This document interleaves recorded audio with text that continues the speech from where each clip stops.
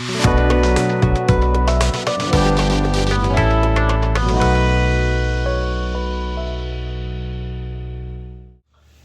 कैसे हैं आप सभी लोग। उम्मीद करता हूं आप सब ठीक होंगे। चलिए आज के लेक्चर का टॉपिक हम आपको बता देते हैं। आज का लेक्चर हमारे संविधान का पार्ट 1 है। जैसा मैंने पूर्व में आपको बताया था कि हमारे संविधान में टोटल 22 भाग हैं और 395 आर्टिकल्स हैं और शेड्यूल्स के बारे में मैंने आपको पिछले लेक्चर में बता दिया था कि हमारा जो मूल संविधान था, जो संविधान 1950 में लागू हुआ था, उसमें जो सूचियां थी उनकी संख्या 8 थी। उसके बाद में उसमें संशोधन करके उन सूचियों की संख्या को बढ़ाया गया और आज संविधान में 12 अनुसूचियां थी और वो पिछले लेक्चर में हमने विस्तार से उनके बारे में डिस्कस किया था। उम्मीद है आपने वो वीडियो देखा होगा, नहीं देखा हो तो आप वो वीडियो जरूर देखें, क्योंकि हर एक जो लेक्चर है वो एक दूसरे से कनेक्ट है, एक दूसरे से रिलेटेड है। इसीलिए हमें क्रमशः सारे वीडियो देखें तो वो ज्यादा बेहतर होगा। ठीक है, तो 22 भाग हैं संविधान में। बाद में संविधान में संशोधन हुए, तमाम 100 से अधिक संशोधन हो चुके हैं अभी तक। उनमें 22 भाग की मैं बात कर रहा हूं। संविधान में जो 22 भाग हैं उनमें से आज पहला भाग हम स्टार्ट कर रहे हैं संविधान का, पार्ट 1। आइए बात करते हैं। भाग 1, संविधान के भाग फर्स्ट में संघ और उसके राज्य क्षेत्र के बारे में दिया है, the union and it's territory. संघ और उसका राज्य क्षेत्र आर्टिकल 1, आर्टिकल 2, आर्टिकल 3 और आर्टिकल 4 के तहत दिया गया है। ये काफी विस्तृत पार्ट है जिसमें हमारे भारत के राज्य और संघ राज्य क्षेत्रों के बारे में विवरण दिया है। ठीक है, हमारे राज्यों को लेकर क्या क्या संविधान में प्रावधान है, किस आर्टिकल में क्या कहा गया है, वो सारा विवरण हम यहां पर डिस्कस करने जा रहे हैं। इस पार्ट 1 में टोटल 4 आर्टिकल हैं, 1, 2, 3, 4। 4 आर्टिकल के बाद में आपका पार्ट 2 स्टार्ट हो जाएगा, जिसमें 5, 6, 7, 8, 9, 10, 11 आर्टिकल है, 11 तक आर्टिकल है। और उसके बाद पार्ट 3 शुरू हो जाएगा, जिसमें आर्टिकल 12 से लेकर आर्टिकल 35 तक दिया गया है। ऐसे ही हम आगे बढ़ते जाते हैं, है ना। फिर पार्ट हमारा दूसरा आ जाएगा, 4 आ जाएगा। 4 में 35 से आगे 36 चलेगा, 36 से 51 तक जाएगा। तो ऐसे हम क्रम से संविधान के प्रत्येक भाग को लेकर विचार विमर्श करेंगे, डिस्कस करेंगे। ठीक, तो आज हम इस पहले भाग में शुरुआत कर रहे हैं पहले आर्टिकल की। हमारे संविधान के भाग 1 का जो पहला आर्टिकल है, first article of Indian constitution in part 1, संघ का नाम और राज्य क्षेत्र। संघ का नाम और राज्य क्षेत्र। संघ मतलब यूनियन। क्या नाम होगा? हमारे देश का नाम क्या है? हमारे देश का संवैधानिक जो व्यवस्था के तहत नाम है वो क्या है? तो याद रखना, भारत अर्थात इंडिया। इसमें हमारे देश के 2 नाम मेंशन किए गए हैं, भारत अर्थात इंडिया। भारत हमारा ऐतिहासिक नाम है हमारे देश का। इसके पीछे ऐतिहासिक पृष्ठभूमि है कि हमारे देश का नाम भारत देश कैसे पड़ा, वो यहां विचार विमर्श करने का टॉपिक नहीं है।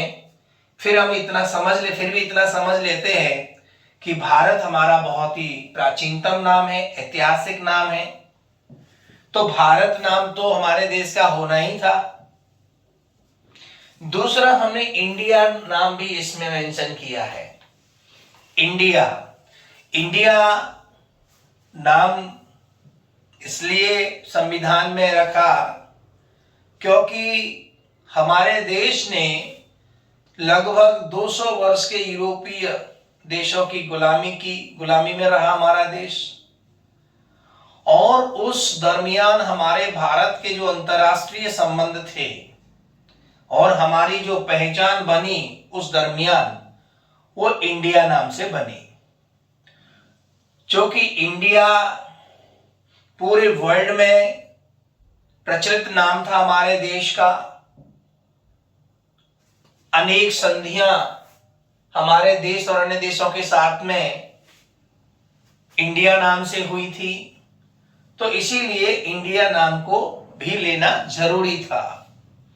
इसे याद रखेंगे कि आर्टिकल 1 में हमारे संघ का नाम क्या है? भारत अर्थात इंडिया राज्यों का संघ होगा। राज्यों का संघ होगा मतलब क्या हुआ? यानी हमारा यूनियन गवर्नमेंट होगी, हमारा संघ होगा, और वो संघ राज्यों का समूह होगा। लेकिन एक बात याद रखना है हमें, बहुत अच्छी बात है कि हमारा जो संघ है और उसका जो राज्य क्षेत्र है, अर्थात उसमें जो राज्य शामिल हैं, वो किसी अनुबंध के तहत शामिल नहीं है, यानी कॉन्ट्रैक्ट नहीं है। हमारे संघ में सम्मिलित राज्य भारत और राज्यों के बीच में, भारत और उसके राज्यों के बीच में कोई कॉन्ट्रैक्ट नहीं है, अनुबंध नहीं है।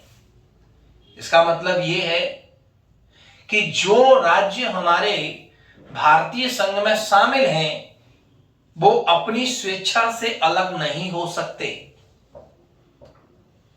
भारतीय संघ से अलग उनका कोई अस्तित्व नहीं है।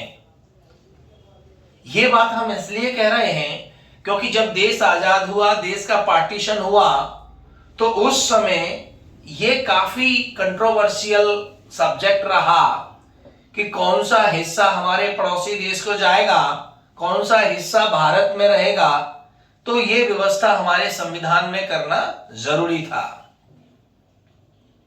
तो हमारा जो संघ है वो अनुबंध के तहत नहीं, क्योंकि अनुबंध की तो एक सीमा होती है, एक टाइम फ्रेम होता है, उसके बाद कोई भी अनुबंध हो उसको समाप्त होना पड़ता है।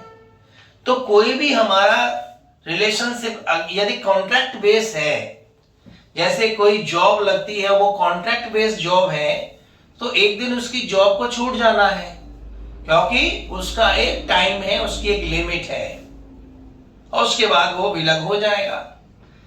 इसीलिए हमारा जो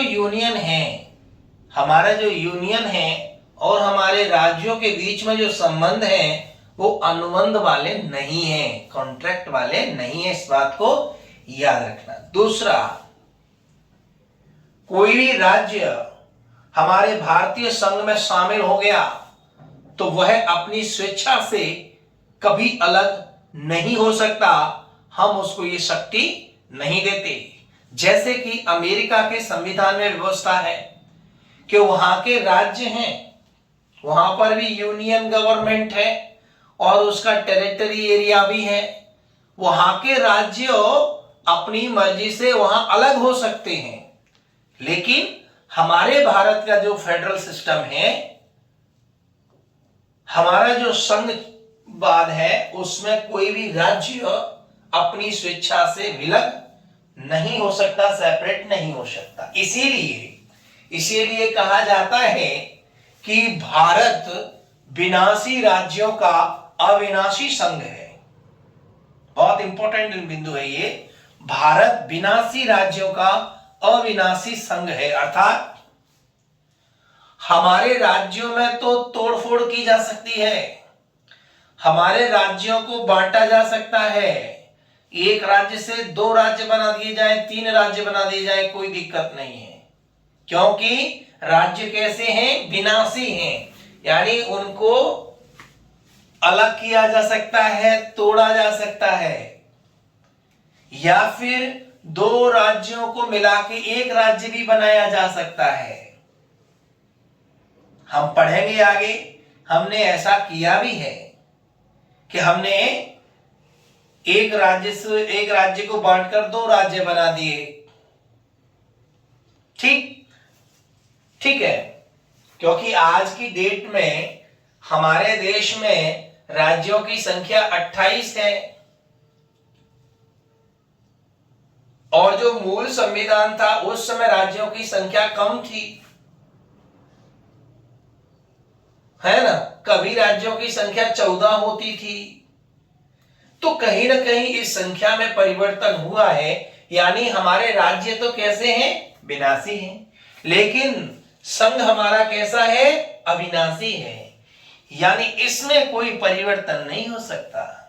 भारत भारत ही रहेगा, इंडिया इंडिया ही रहेगा, इंडिया को तोड़ा नहीं जा सकता।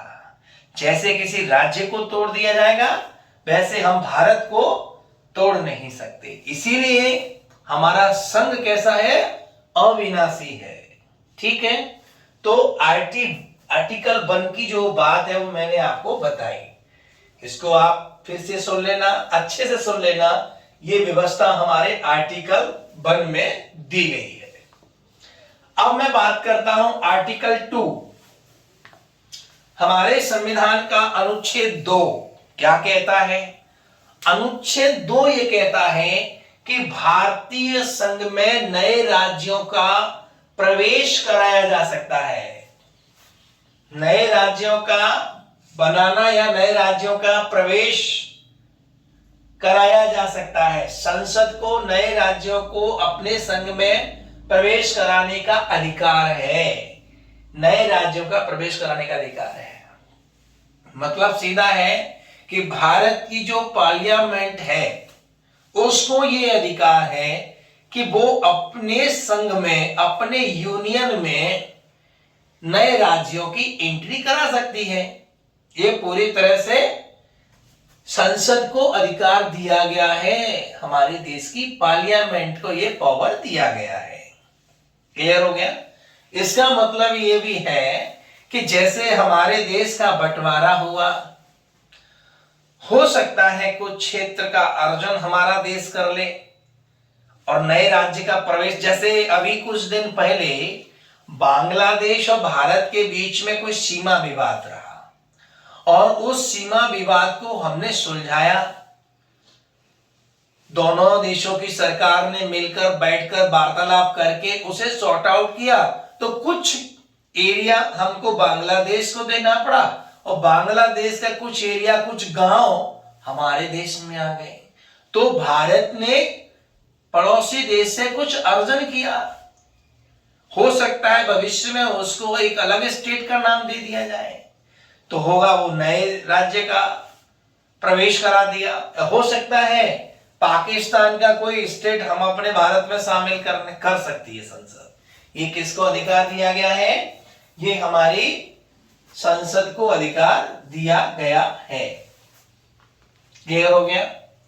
इसके बाद है आर्टिकल 3, बहुत इंपॉर्टेंट है ये। हमारे संविधान का अनुच्छेद 3 क्या कहता है। अनुच्छेद 3 फिर संसद की बात करता है। याद रखना, संसद इज द मोस्ट इंपॉर्टेंट, क्योंकि हमारा देश डेमोक्रेटिक देश है और डेमोक्रेटिक तरीके से चुनी हुई सरकार को यहां पूरा अधिकार है कि वह देश का संचालन कैसे करेगी।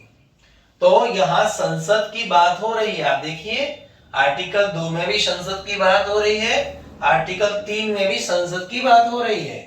संसद को यह पूरा अधिकार है कि वो नए राज्यों का निर्माण कर दे।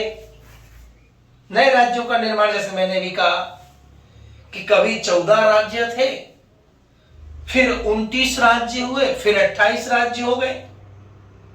यानी ये जो नंबर्स ऑफ द स्टेट्स है can be change by the parliament.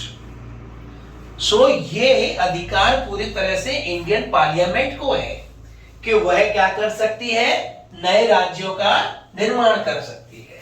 और क्या कर सकती है, नए राज्यों की जो लिमिटेशन है, जो सीमाएं हैं, उनमें परिवर्तन कर सकती है। जैसे सपोज कर लीजिए कि मध्य प्रदेश छत्तीसगढ़ के बीच में सीमा है, हो सकता है राज्यों की अदली बदल, राज्यों में थोड़ा जो जगह है उसकी इधर उधर करके सीमा को चेंज भी किया जा सकता है, हुआ भी है।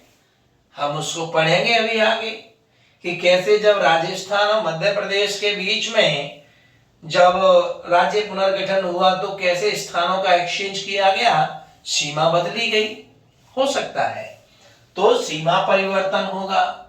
अगर किसी राज्य का नाम परिवर्तित करना है तो नाम परिवर्तित किया जा सकता है संसद के द्वारा। कई राज्यों के नाम परिवर्तित हुए भी हैं, होते भी हैं, ठीक है। आकार में परिवर्तन करना है, किसी राज्य का आकार बढ़ाना है, किसी राज्य का आकार छोटा करना है, जो ठीक लगे पार्लियामेंट को वो कर सकती है।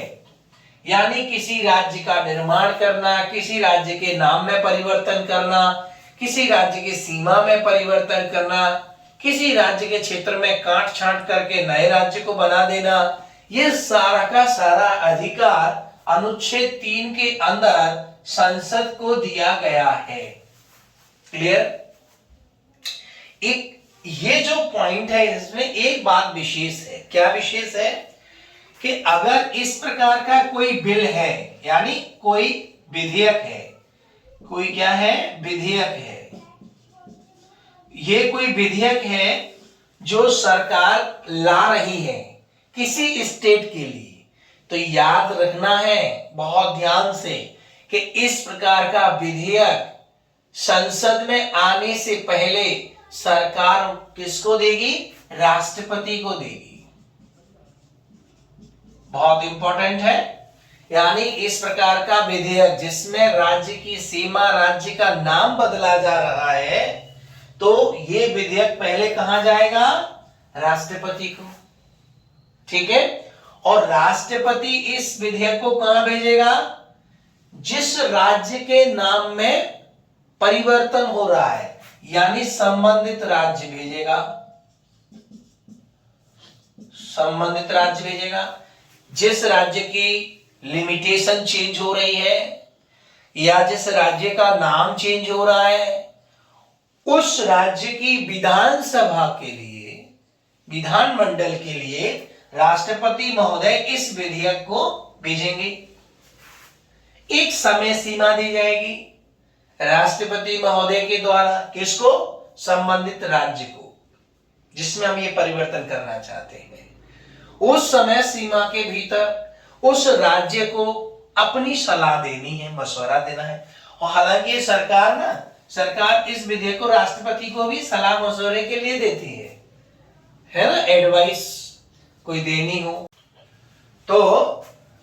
अब याद रखना है कि राज्य की जो सलाह है, जो राज्य के द्वारा सलाह दी जाएगी, वो सरकार के लिए मानना बाध्यकारी नहीं है।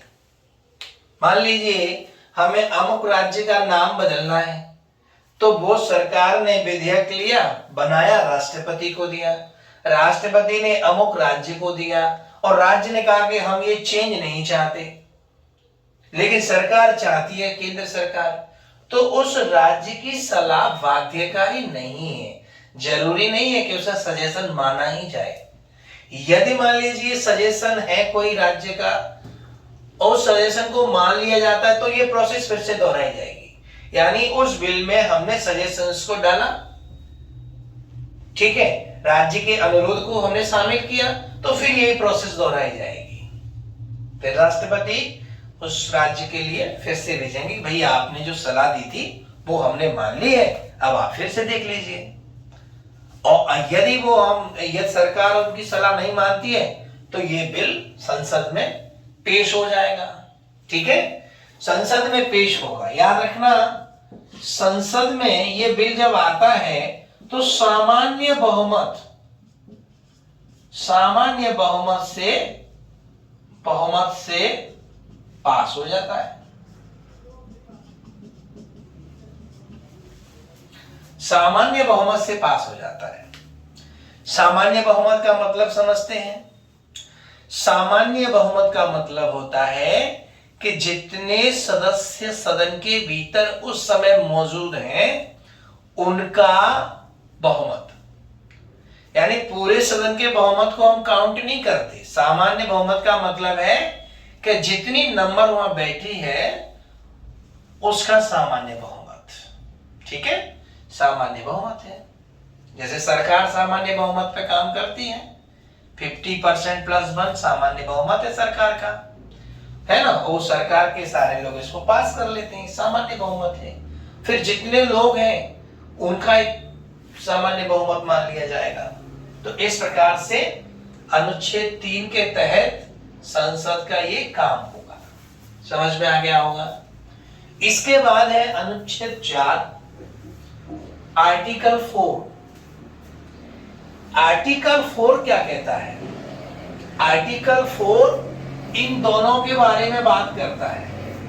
आर्टिकल 1 और आर्टिकल 2 के तहत, सॉरी, आर्टिकल 2 और आर्टिकल 3, आर्टिकल 1 की तो कोई बात ही नहीं है, ये तो मैंने बता दिया सेपरेट है। आर्टिकल 2 और आर्टिकल 3 के तहत संसद के द्वारा विधि बनाकर जो परिवर्तन किया गया है उसे संविधान संशोधन नहीं माना जाएगा। This is the most important fact about this topic, about this material. क्या आर्टिकल 2 और आर्टिकल 3 में इंडियन पार्लियामेंट के द्वारा जो परिवर्तन किया गया है उसे आर्टिकल 368 के तहत संविधान संशोधन नहीं माना जाएगा। This is the most important thing about the article 4। Clear हो गया? और इसका मतलब यह होता है कि ऐसे विधेयक को सामान्य बहुमत से पास कर दिया जाएगा। क्लियर हो गया? तो आर्टिकल 4 बड़ी आसान है याद करना, तो 4 आर्टिकल है, बहुत आराम से याद हो जाएगी। आर्टिकल 1 में क्या है? संघ का नाम और उसका राज्य क्षेत्र। आर्टिकल 1 है संघ का नाम, उसका राज्य क्षेत्र है।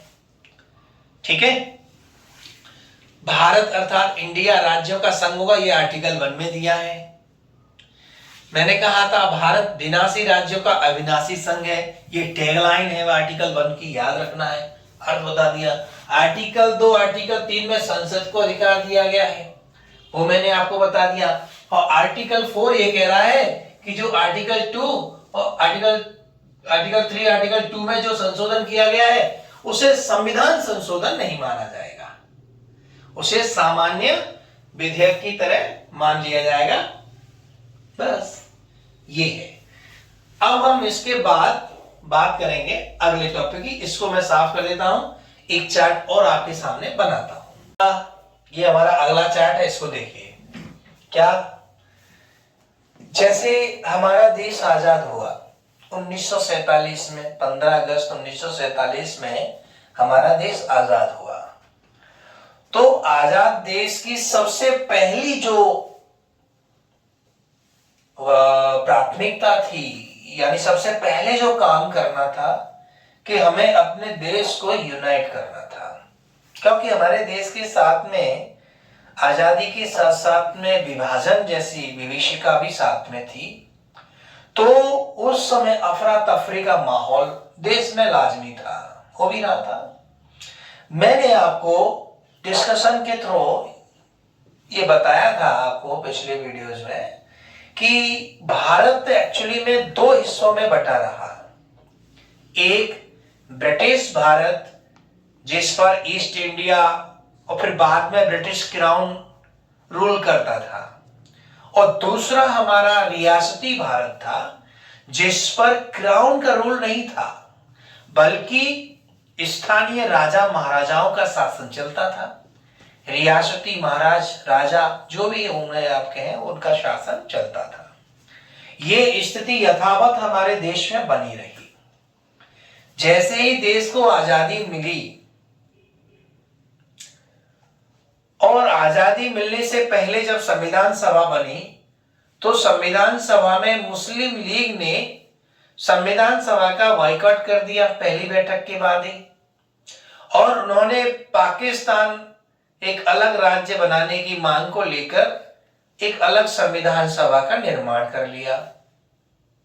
माउंटबेटन प्लान में यह आया था कि जो भी रियासत भारतीय संघ में शामिल होना चाहे या पाकिस्तानी संघ में शामिल होना चाहे हो सकती है। यदि कोई रियासत ये चाहे कि हम तो स्वतंत्र रहेंगे तो रह सकती है। कोई रियासत अपना स्वतंत्र संविधान बनाना चाहती है, बना सकती थी। यानी जो संविधान सभा भारत के लिए बनी है वो संविधान किसी पे थोपा नहीं जाएगा, ये माउंटबेटन प्लान में स्पष्ट रूप से लिखा था। चुनौती बहुत बड़ी थी। मैंने आपसे बताया था कि जब देश आजाद नहीं हुआ और संविधान बनने की प्रोसेस में था, उस समय एक 14 सदस्यीय अंतरिम सरकार काम कर रही थी और उसके बाद जैसे देश आजाद हुआ तो फिर से एक अंतरिम सरकार बनी जिसमें सरदार वल्लभ भाई पटेल को राज्यों का, विशेष रूप से रियासती राज्यों को विभाग दिया गया कि अब आप देखिए करना क्या है, कैसे हमारे देश का एकीकरण करना है। तो मैं समझता हूं भारत का जो भी आज आपको एक स्वरूप दिखाई देता है उसके जनक सरदार वल्लभ भाई पटेल को माना जाता है। भारत के एकीकरण का जनक सरदार वल्लभ भाई पटेल है। कैसे हैं समझिए। मैंने आपको डिस्कस किया था कि जब प्रांतीय सरकारें बनी थी आजादी से पहले तो 14 प्रांत होते थे, उनके लिए इलेक्शन हुआ 1937 में और 14 प्रांतों में से 6 प्रांतों में कांग्रेस की सरकार बनी स्पष्ट रूप से बहुमत के साथ में, बाकी में कांग्रेस ने गठबंधन करके सरकार बनाई। कुछ हिस्सा हमारे देश का मुस्लिम लीग के प्रभाव में था। जैसे ही हमारा देश आजाद हुआ और बंटवारा हो गया तो उस समय भारत में 9 ब्रिटिश प्रांत रह गए थे और आजादी से पहले 600 से ज्यादा रियासतें थी हमारे देश में, लेकिन कुछ रियासतें पाकिस्तान वाले भाग में चली गईं और लगभग 552 रियासतें हमारे देश में रह गई। अब रियासतों को चूंकि माउंटबेटन प्लान में खुली छूट दे दी थी कि भाई आपको इंडिया, भारत अर्थात इंडिया नाम की यूनियन में शामिल होना है तो वेलकम, और उसके लिए एक विलय पत्र था, एक विलय पत्र। याद रखना, जैसे ही हमारा देश आजाद हुआ तो हमारे जो पहले गवर्नर जनरल बने थे वो माउंटबेटन ही बने थे।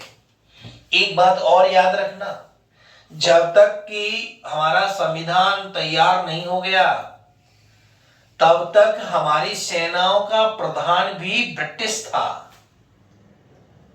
समझ गए मेरी बात को। गवर्नर जनरल ऑफ इंडिया कौन बना था? लॉर्ड माउंटबेटन बने थे। और सेनाओं का प्रधान आज भी राष्ट्रपति होते हैं और वो उस राष्ट्रपति की समकक्ष पद था। तो कहने का मतलब है कि हम कोई मन गढ़ंत बात भी नहीं कर सकते थे क्योंकि अभी ब्रिटिश ही हमारे ऊपर बैठा है और प्लान में जो है वो हमने सबने स्वीकार किया है। तो हम कैसे कह सकते हैं कि ये रियासत उधर नहीं जाएगी, या हम कैसे कह सकते हैं कि ये रियासत अपना अलग से संविधान नहीं बनाएगी? हम तो नहीं कह सकते थे क्योंकि हम वचन पत्र में वचनबद्ध थे। और एक विलय पत्र प्रिंटेड करवाया गया पाकिस्तान के लिए भी, भारत के लिए भी। जिसे भारतीय संघ में शामिल होना है वो इस विलय पत्र पर अपनी स्वेच्छा से हस्ताक्षर करे, उस रियासत को भारत में मिला लिया जाएगा। मूल रूप से रियासतों को लेकर यह विलय पत्र बनाया गया था। ठीक है, तो एकीकरण का काम सरदार वल्लभ भाई पटेल का था। 1948 में स्थिति स्पष्ट हो गई, पिक्चर एकदम क्लियर हो गई कि 600 से ज्यादा रियासतें हैं, लेकिन हमारे पास, हमारे हिस्से में कुल कितनी रियासतें आने वाली हैं? 552। कई किताबों में 542 दिया है।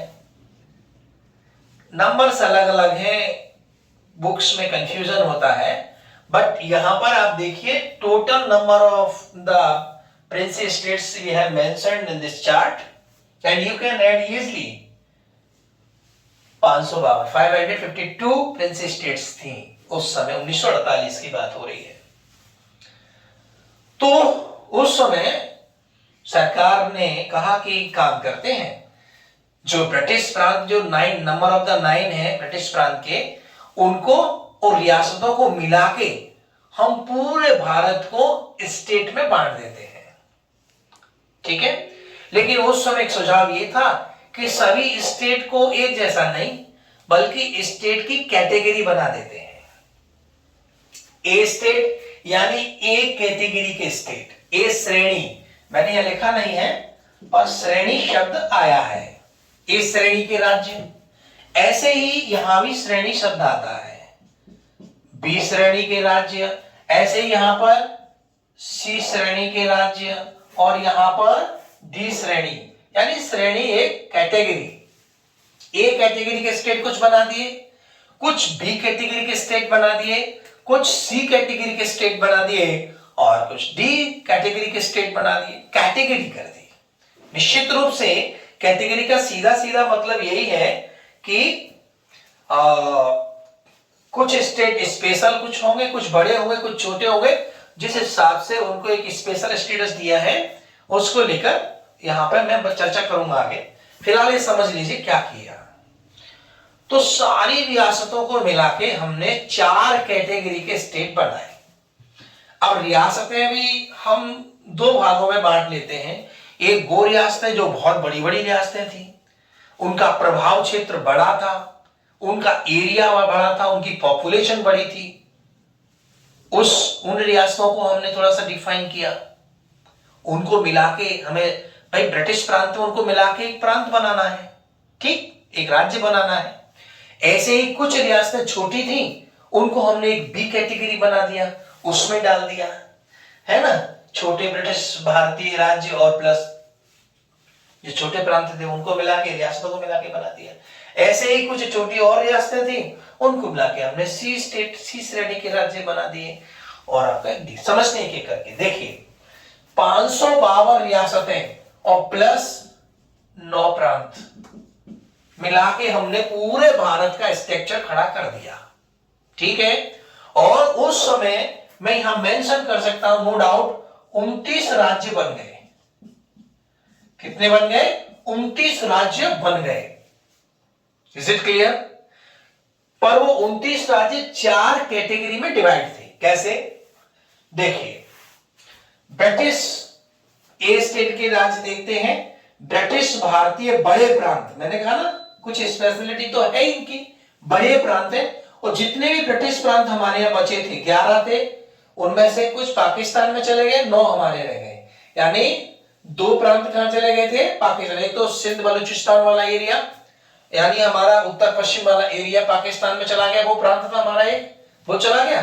और एक हमारा ये बांग्लादेश जो जिसे आज आप कहते हैं, यानी पूर्वी बंगाल, असम वाला हिस्सा मिला के, कुछ हिस्सा असम से ऐसे मिला के वो किधर चला गया? पाकिस्तान में चला गया, पूर्वी पाकिस्तान हो गया वो। तो हमारे 2 प्रांत जो थे ब्रिटिश प्रांत, वो चले गए। तो बचे कितने हमारे पास? 9 प्रांत बचे। और उन 9 प्रांतों में हमने क्या किया? 216 रियासतों को मिला के और हमने 9 स्टेट बनाए थे। ठीक है, तो यहां पर हमने क्या किया?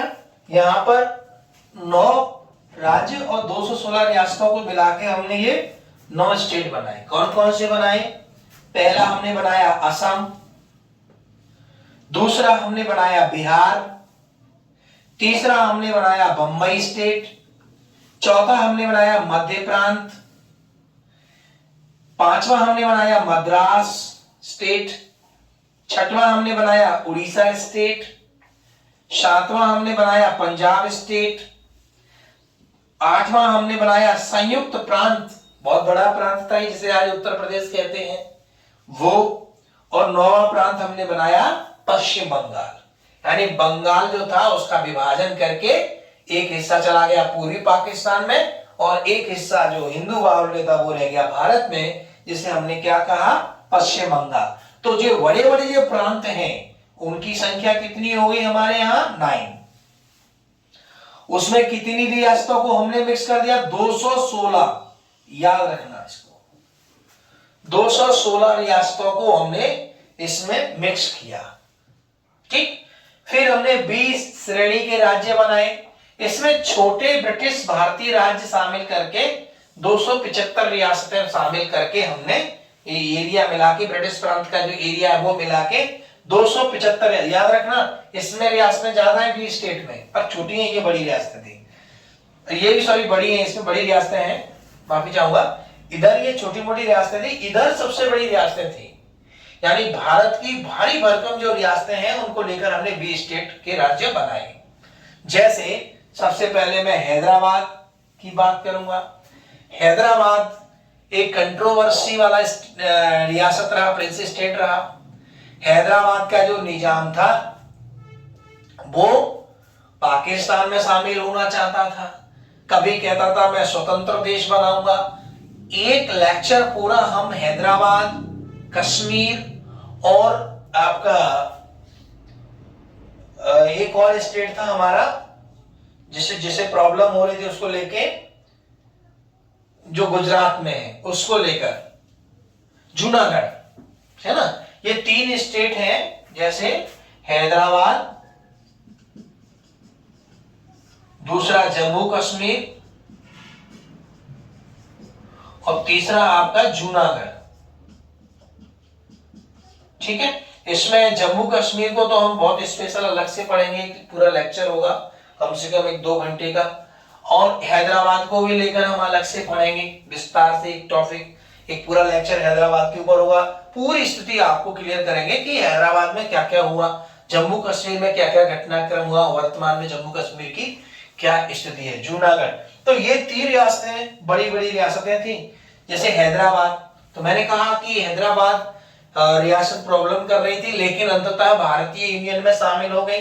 कैसे हुई? सैनिक कार्रवाई। यहां पर क्या किया था हमने हैदराबाद में?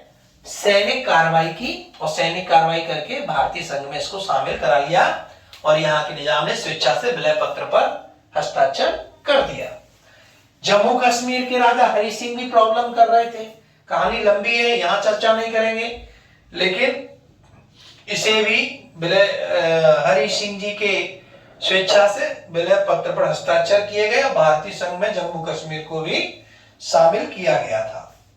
मध्य भारत तीसरा स्टेट बना, मैसूर चौथा स्टेट बना, पटियाला पूर्वी पंजाब हमारा 5वां स्टेट बना, राजस्थान छठा स्टेट बना, सौराष्ट्र हमारा गुजरात वाला एरिया है, सौराष्ट्र वो हमारा बना 7वां स्टेट। त्रावणकोर साउथ में है, कोचीन वो बना हमारा 8वां राज्य। ऐसे ही विंध्य प्रदेश है, ये बना हमारा 9वां। ठीक है, तो 9 स्टेट ये हो गए, है ना? 9 है कि 10 है? यहां पर 1 मिनट, 1 2 3 4 5 6 7 8 9। ठीक है, इसके बाद है सी स्टेट। इसमें 61 देशी रियासत मिलाई गई, उनको मिला के हमने कितने 10 स्टेट बनाए। अजमेर, भोपाल हमारा मध्य प्रदेश का, बिलासपुर पहले मध्य प्रदेश में ही था, छत्तीसगढ़ में है, कूच बिहार कुर्ग कर्नाटक में है, दिल्ली हिमाचल प्रदेश, कच्छ राज्य गुजरात में है, मणिपुर और 10वां त्रिपुरा, ये स्टेट बनाए गए। क्लियर? और हमने लास्ट में डी श्रेणी बनाई है, डी स्टेट श्रेणी बनाई।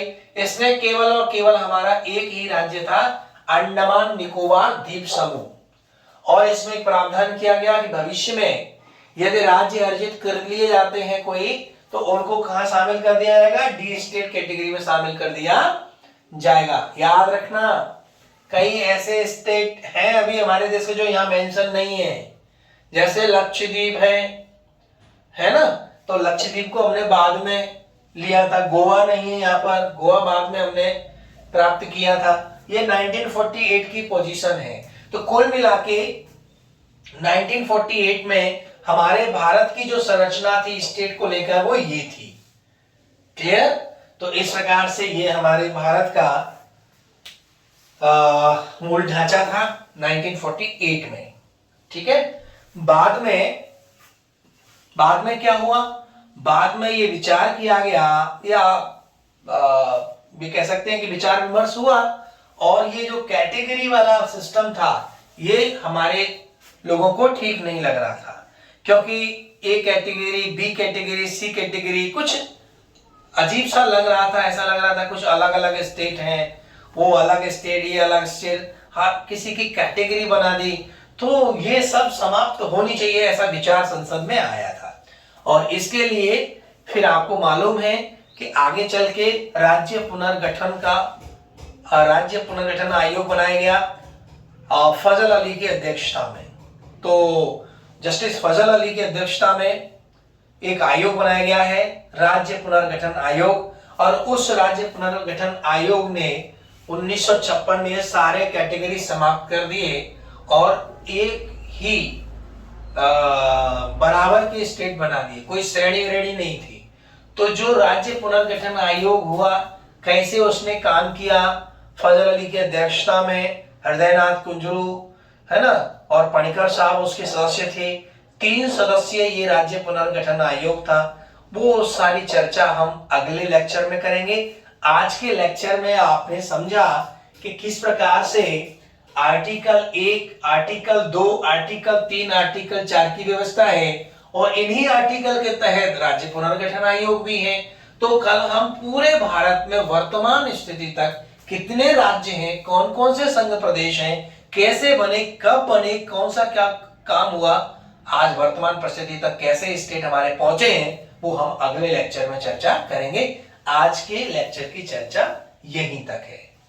धन्यवाद।